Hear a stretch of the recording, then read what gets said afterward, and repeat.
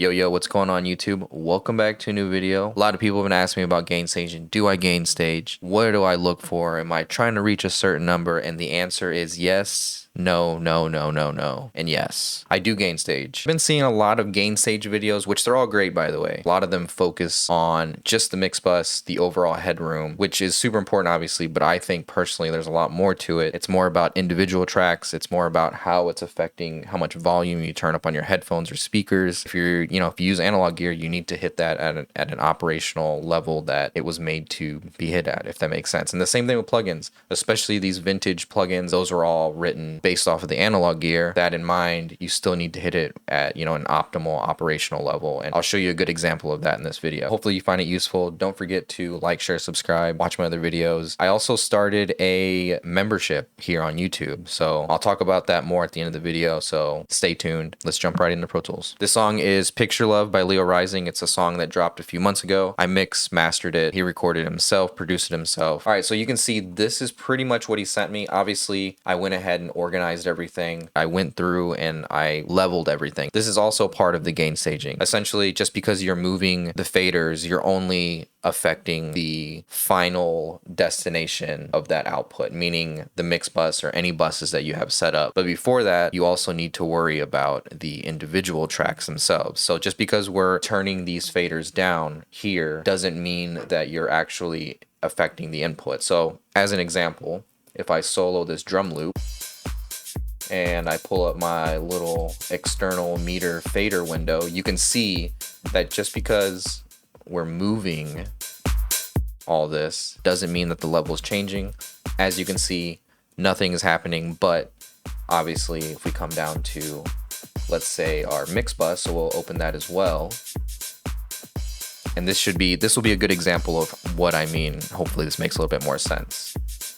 So you can see that our actual output of our master bus, mix bus, whatever you have set up is actually being affected, but not the actual input of that drum loop, essentially. So what we need to do, let's go back, make sure we're going back, is the first thing we need to do is that we need to take care of this level. So let's say we highlight this section right here. This is literally what I do for every single track. And like I said, this is personally what I do. You don't have to do it this way. You can take this, do your own way. I'll solo up this. And pretty much what I like to do is do this. If I hit shift, control, and up and down arrow, you can see that we're moving the actual gain. So I like to shoot for an average around 10. So you can see that.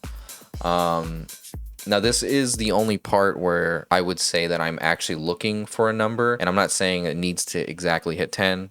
Like I just said, it just needs to hover around there. I just feel like for me, that is plenty of headroom, but we're also feeding, or we'll be able to feed plugins enough level, because you don't want to feed them too little, because then you'll be doing more on the actual plugin itself, whether you're compensating for input or output. And I just don't like to mess with those things personally. I just like to feed them the amount that I think they need. And then specifically if we're talking, let's say like a channel strip. So let's pull up like an SSL channel strip, right? Let's do that. Now let's just say, because we're going to bypass it, because also we know that plugins can add gain, especially when it comes to the SSL stuff. So let's just say we did this, right? So we're going to play this.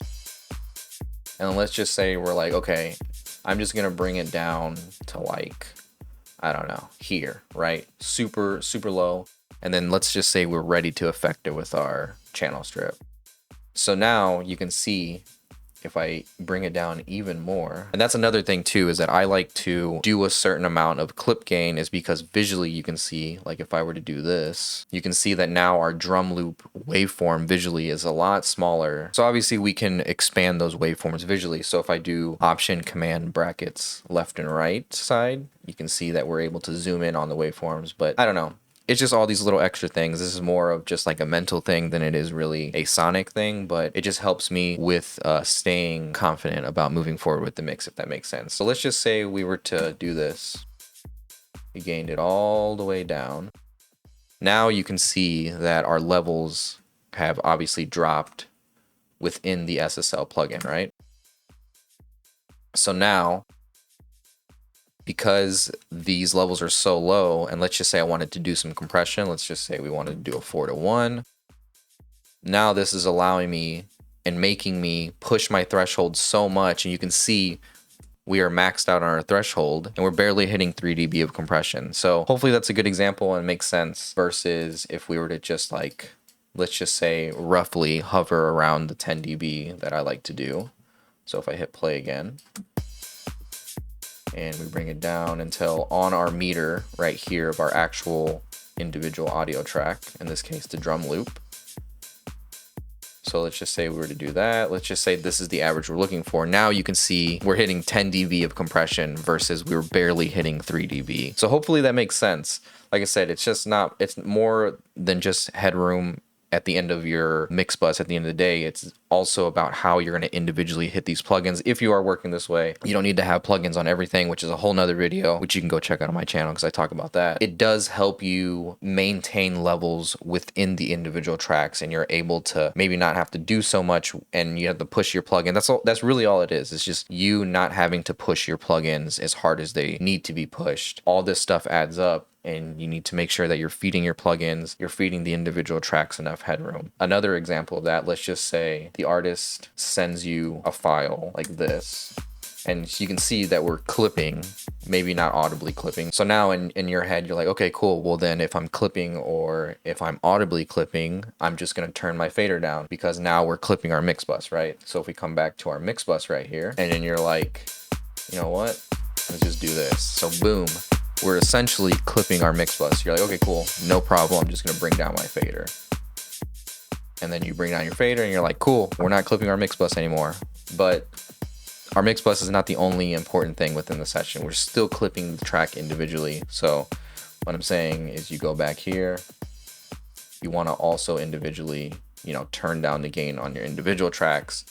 And then now you can see that we've gained so much more headroom, but which allows us to actually move our fader back into a more, you know, listenable spot. And then you don't have to also turn down your speakers as well or turn them up or whatever the case is. So all this stuff adds up. It's more about than just the mix bus. Hopefully this makes sense. Like I said, this is something that I would just go through and individually do on each track, because you can see there's some things that visually are louder. You can see with the waveforms and stuff like that. You can see maybe this, we can clip gain up a little bit more. It's just all about maintaining headroom on the individual tracks so that you have headroom out on your mix bus as well. And then obviously maintaining headroom on your monitor controller or headphones, whatever the case is. So if you want to be a member of my YouTube channel, you can. I have 2 perks. I have a 99¢, which is basically just like $1 that will give you priority so I can see your comments, because the comment system is nice and also not nice with YouTube, because I don't see a lot of the comments because it doesn't notify me. The only time it notifies me is if it's like a highlighted comment or something. I don't know. I went through my settings and tried to figure out if it was something that I did, but it just seems from my research that YouTube just doesn't notify you about every single comment. So, and then my other one is $5 a month, and that one I'm gonna do exclusive videos for. So if you're interested in that, you can go check that out. Go check out my website, buy my template, use my links below for plugins. Yeah, I'll see you Friday on a new video. Peace.